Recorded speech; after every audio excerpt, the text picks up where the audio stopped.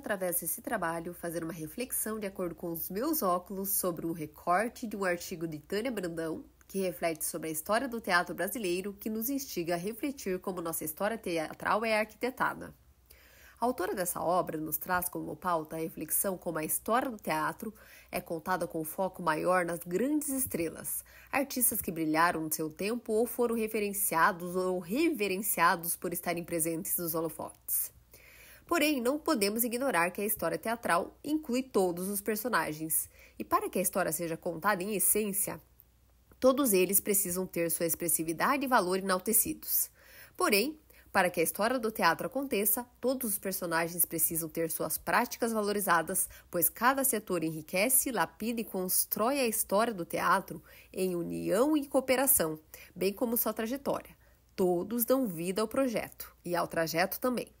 Brandão ainda traz a pergunta para reflexão sobre o nosso papel na construção da história do teatro, na descentralização do foco nos artistas que são vistos na grande mídia, expandindo a arte para lugares onde ela está ou é mais vulnerável por parecer pequena demais, ou é tímida, talvez até mesmo inexpressiva. Mas se for olhar com um olhar amoroso e atento, é possível enxergar um iceberg de riqueza. Por trás de uma visão por vezes pequena, micro ou simplista demais, preciosidades podem passar sem curar por não ter o direito de existir. Quando pensamos em história do teatro, acessamos tanto o profundo quanto o raso, pois abordamos a complexidade e polaridade do homem respeitando sua peculiaridade. Profundo ou raso depende dos olhos daquele que vê. Na história, não vemos apenas musas, personagens importantes para o seu tempo, revolucionários, dominadores, estrelas ou não, heróis ou anti-heróis. Vemos figuras triviais no anonimato, na rotina diária, para muitos sem vida ou sem cor, mas para muitos um belo banquete. Porque para a história, mesmo que o personagem que faz o papel de figurante ou coadjuvante, também tem seu brilho ou poder. Isso também depende da alma que tudo vê. Todas as almas que se propõem a fazer arte importam, porque é através delas que a arte e a história vivem, respiram, pulsam e acontecem. O justo ao se fazer arte é deixar que o artista crie sua identidade quando estamos desvendando esse artista. Precisamos perguntar qual sua história, sua referência como ser e como artista. Qual o seu tempo, com quem dialoga, o que seduz, quem ele segue, o que ele chama atenção aos olhos. Todo caminho ou curva percorrida importa, cada inspiração, cada olhar, cada detalhe. Começo essa entrevista com um colega de arte, um artista chamado Gabriel Abreu. Nosso primeiro encontro se deu no teatro há alguns anos e depois desse encontro, um prestigia a arte do outro, não deixando nossa essência esquecer da nossa missão como artistas por aqui. Então ele será a estrela dessa entrevista. Diante do meu caminho no teatro e revendo o meu passado, achei que esse colega é a pessoa perfeita para essa entrevista, porque ele esteve produzindo e atuando comigo, fomos parceiros de fazer arte, nossos caminhos se separaram por circunstâncias da vida, mas tenho grande esmero e admiração por esse artista, razão pela qual, após pesquisar a pessoa ideal, cheguei até ele. Antes de começarmos a entrevista em si, gostaria de saber, Maninho, esse é seu apelido já que somos irmãos de arte e teatro. Quais as suas contribuições no cenário teatral de acordo com o seu ponto de vista e história? Olha, eu acho que a parte que mais, acho que todos nós que temos interesse nessa área contribuímos para essa área, vem relacionado a manter isso vivo, né? Porque não é uma área fácil, né? É uma área difícil, né? O Brasil ele não tem tanto incentivo para o teatro como temos em outros países, inclusive na América Latina. Mas eu tô no teatro desde criança, né? Eu lembro quando eu tinha uns 8 anos, eu fui o Peter Pan, a peça chegou até aí pro Credit Carhal, o antigo Credit Carhal, né? E etc. Aí mais pra frente, né, mais adulto, foi quando eu te conheci, inclusive nessa época, que aí eu comecei a desenvolver minhas habilidades como roteirista, como ator também, né? Que é a parte que eu mais gosto. Não que eu não gosto de fazer roteiro, eu amo fazer roteiro, mas sei lá, ser ator é muito bom. E eu acho que a contribuição, mas assim, de verdade, eu acho que a melhor contribuição que eu tive foi basicamente essa questão de ser ali, eu acho que todo mundo que tem interesse na área, isso é a maior contribuição que todos nós podemos ter, né? Que é montar um grupo de pessoas que tenham interesse nisso, né? Fazer essa cena continuar viva. Isso aí, Maninho. Vamos agora às perguntas que não querem calar.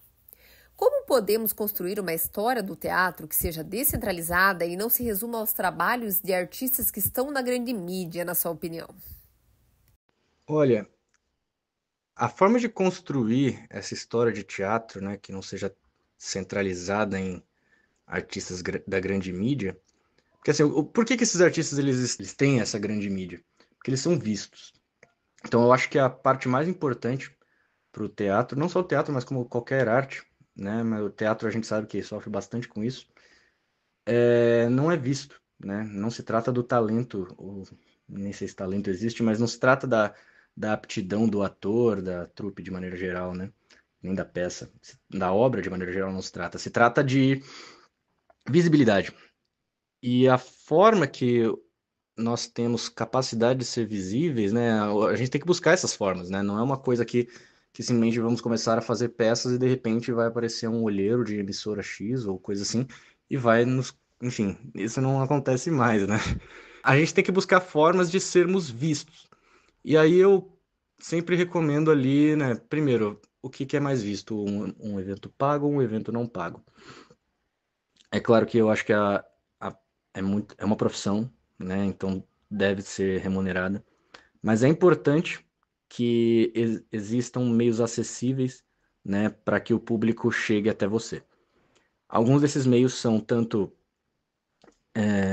fazer ali, por exemplo, apresentações nas ruas mesmo, né, teatro de rua, em centros culturais também é uma grande oportunidade, inclusive porque muitos atores eu não conhecia, passei a conhecer porque eu frequento esses lugares, né? É um lugar que tem centralizado pessoas que têm interesse nisso. Temos outro quesito que são as redes sociais, né? Hoje em dia, se você não tá nas redes sociais, você não existe, basicamente. É meio triste dizer isso, mas é a verdade, entendeu? Então, eu vejo que atores que têm começado a se destacar recentemente, todos eles são bem ativos nas redes sociais, criam ali sketches ou coisas do tipo nas próprias redes sociais, de forma com que acabam bebendo dessa onda de influencers, né? E isso traz uma visibilidade maior, né? Atinge um público que esse público nem estaria no centro cultural, por exemplo, entendeu? Ou, dependendo do estado que a pessoa mora, não estaria, por exemplo, aqui em São Paulo, na Avenida Paulista, para ver a sua peça. Ou se tivesse, talvez ele não teria parado para ver. Agora, se ele está nas redes sociais, talvez ele pare, entendeu? E é o meio de mídia mais acessado da humanidade atualmente, né?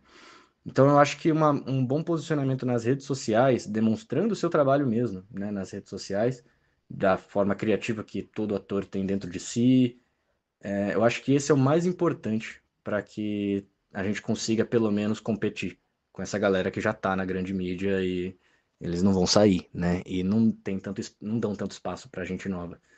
Então, acho que a melhor forma da gente competir isso, né, tecnicamente falando, né, a internet é democrática. Então, a gente pode postar o que quiser e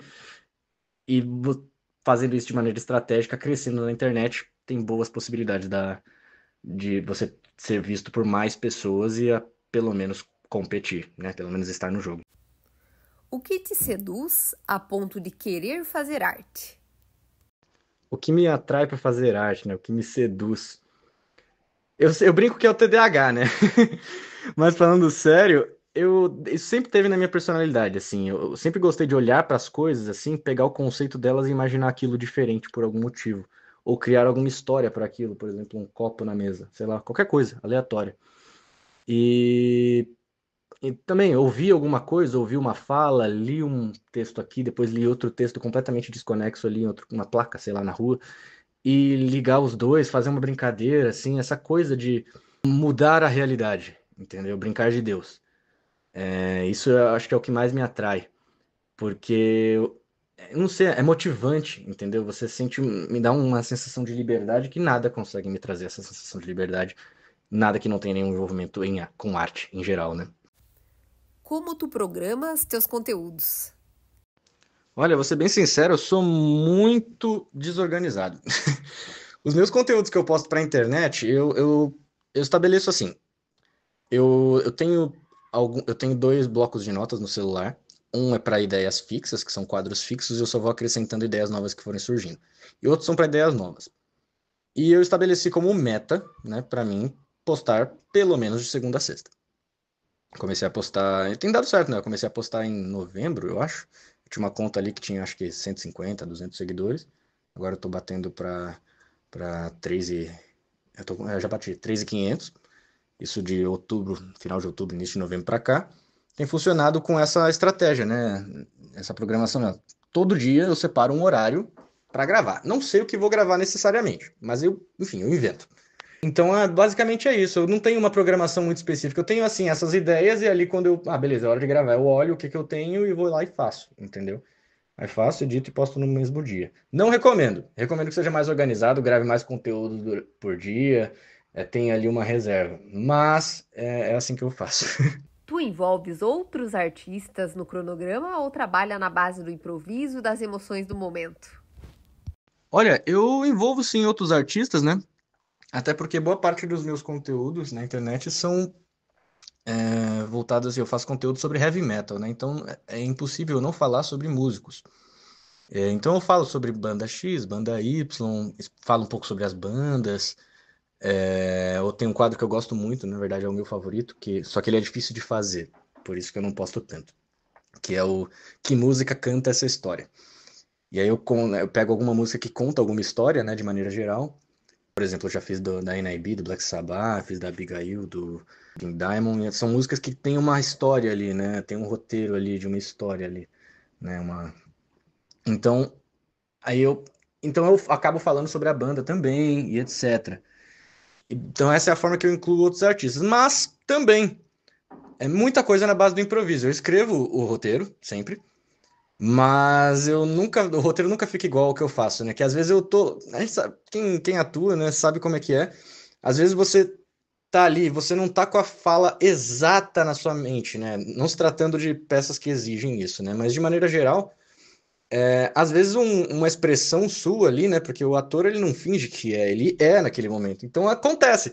A sua expressão no personagem que você é naquele momento, ele diria aquilo, e você vai lá e diz, no puro impulso, né? Pura emoção. Então isso acontece também. É um pouco do mix dos dois.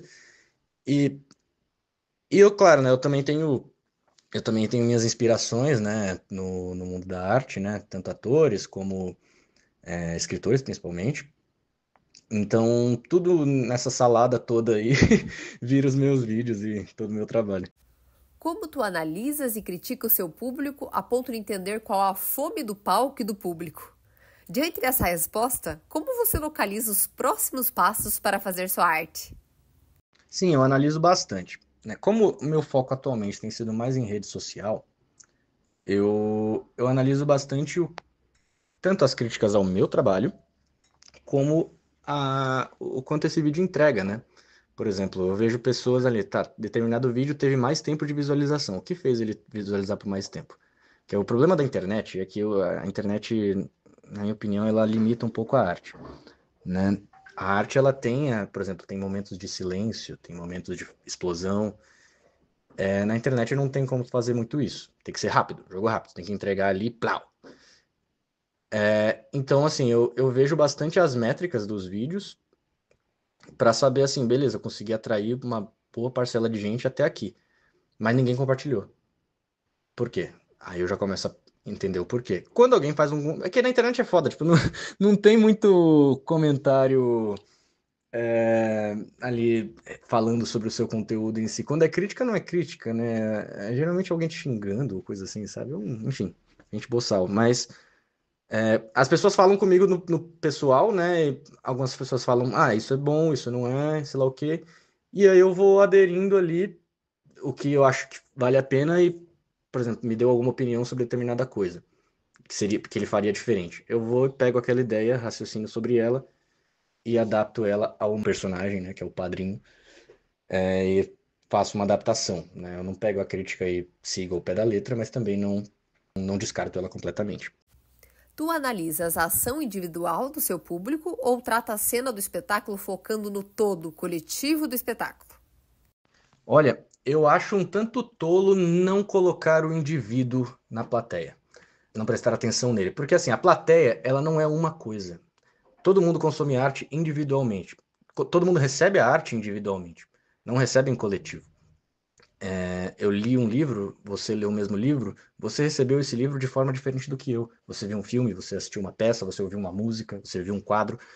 Todo mundo tem uma percepção que ela é aderida, né, interpretada pela bagagem que cada indivíduo tem.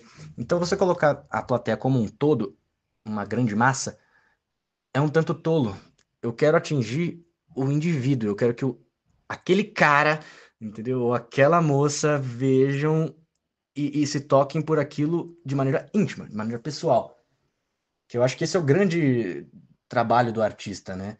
Fazer com que as pessoas, cada um em si, né, se sintam tocadas por aquilo de alguma forma.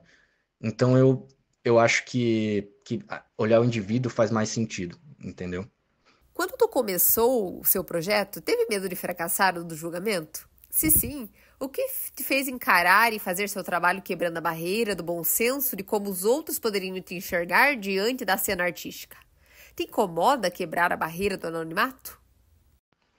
Olha, medo de fracassar? Sim, sim. Eu tô dando muito as caras agora, tô 100% nisso. Porque eu arrumei uma forma ali, né? Não é todo mundo que vai ter a mesma experiência que eu. Eu, por questões tanto por esforço pessoal como com a vida, de maneira geral, me proporcionou essa possibilidade. Hoje eu dou as caras 100% nisso. Mas sim, medo de fracassar eu tive, né? Tanto que tu sabe, né, que eu fiquei muito tempo sem atuar, né? Porque eu lembro que eu fazia um curso contigo, né, que eu tive que parar de fazer porque eu tinha que trabalhar, né? E isso foi muito triste pra mim. Mas eu nunca deixei de fazer as coisas, né? Aí, enquanto eu estava trabalhando, eu mantive a banda na época. Depois eu criei uma página de poesia. Sempre tive fazendo alguma coisinha aqui e vendo se dava certo. Quando eu senti realmente medo de dar errado, foi quando eu cheguei num estado que, assim, eu já tinha largado tudo para começar a fazer. Aí fudeu. Desculpa a palavreada, mas bateu um medo. Mas é isso, eu prefiro me arrepender das coisas que eu já fiz do que das coisas que eu não fiz. Então, sim, é uma coisa que dá medo, né? E quebrar o anonimato, como eu tenho quebrado já recentemente, né? Tem começado já pessoas a me reconhecer em alguns eventos, né? De pessoas do meu nicho e etc. E pelos vídeos e etc. Então, eu nunca quis ser anônimo, eu acho.